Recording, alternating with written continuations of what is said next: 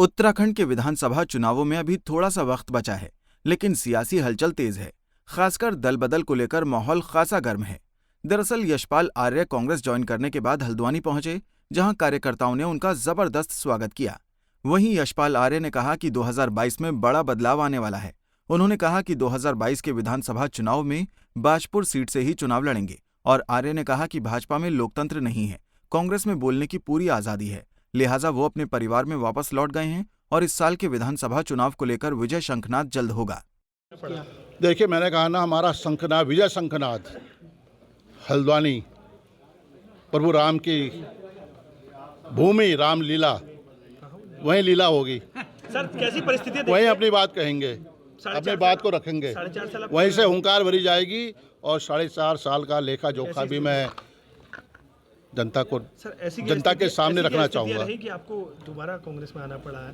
देखिए, मेरा पूरा राजनीतिक जीवन शुरुआती समय एक कार्यकर्ता के रूप में स्टूडेंट्स था। कॉलेज छोड़ने के बाद सीधे मैंने राजनीति में प्रवेश किया तो कांग्रेस दिखाई दी, सीधे नारायण दत्त तिवारी जी दिखाई दिए और मैंने शुरुआत की, संघर्ष किया, मेहनत की।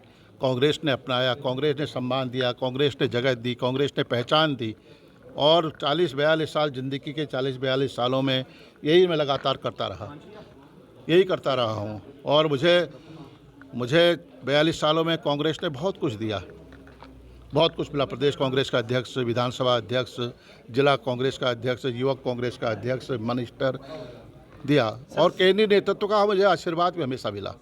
मैं सोनिया जी का बहुत ऋणी हूँ, उन्होंने मुझे बहुत स्नेह दिया, सम्मान दिया, जगह दी, अपने परिवार के बीच में जगह दी है। यशपाल आर्य की कांग्रेस में वापसी को लेकर बीजेपी ने बड़ा निशाना साधा है।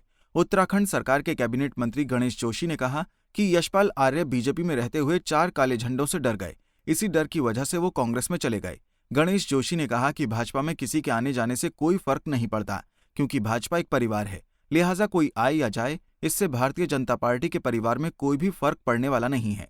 गणेश जोशी ने यशपाल आर्य पर यहां तक तंज कसा कि यशपाल आर्य ने भाजपा सरकार में मंत्री रहते हुए 4.5 साल मलाई खाई और वापस कांग्रेस में चल दिए। बिल्ली के भाग से छिका फूट गया। एक कमजोर व्यक्ति 4 काले झंडे देख के घबरा गया, तो ऐसा कुछ होने वाला नहीं है। भारतीय जनता पार्टी के जो लोग हमारे साथ और लोग आए हैं, पूरी तरह से भारतीय जनता पार्टी के साथ में। आज आपने काऊ जी का बयान भी अखबार में देख लिया होगा और भारतीय जनता पार्टी के में किसी के आने से फ़र्क नहीं पड़ता और जाने से फ़र्क नहीं पड़ता, क्योंकि भारतीय जनता पार्टी का संगठन ग्रास रूट तक है, बूथ तक है। और 2022 में मैं 100 दिन के अंदर पुष्कर सिंह धामी ने अपने काम से जो छाप छोड़ी है, मैं पूरे विश्वास के साथ कह सकता हूँ कि 2022 में पुष्कर सिंह धामी कितने भारतीय जनता पार्टी की सरकार में चुनाव हारने के डर से चले गए। अब मुझे तो ऐसा ही लगता है कि जब उन्हें 4 काले झंडे दिखाए तो उन्हें सोचा कि साहब यहाँ तो वो होगा। अब 4.5 साल मलाई खाई और उसके बाद चल दिया। यशपाल आर्य की कांग्रेस में वापसी के बाद कांग्रेस कार्यकर्ताओं में खासा उत्साह है और यशपाल आर्य भी 2022 के विधानसभा चुनावों को लेकर बेहद उत्साहित नजर आ रहे हैं।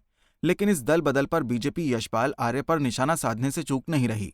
अब देखना यही है कि आने वाले विधानसभा चुनाव में यशपाल आर्य के खिलाफ बीजेपी की रणनीति क्या रहती है। पंजाब केसरी टीवी के लिए हल्द्वानी से तारा जोशी की रिपोर्ट।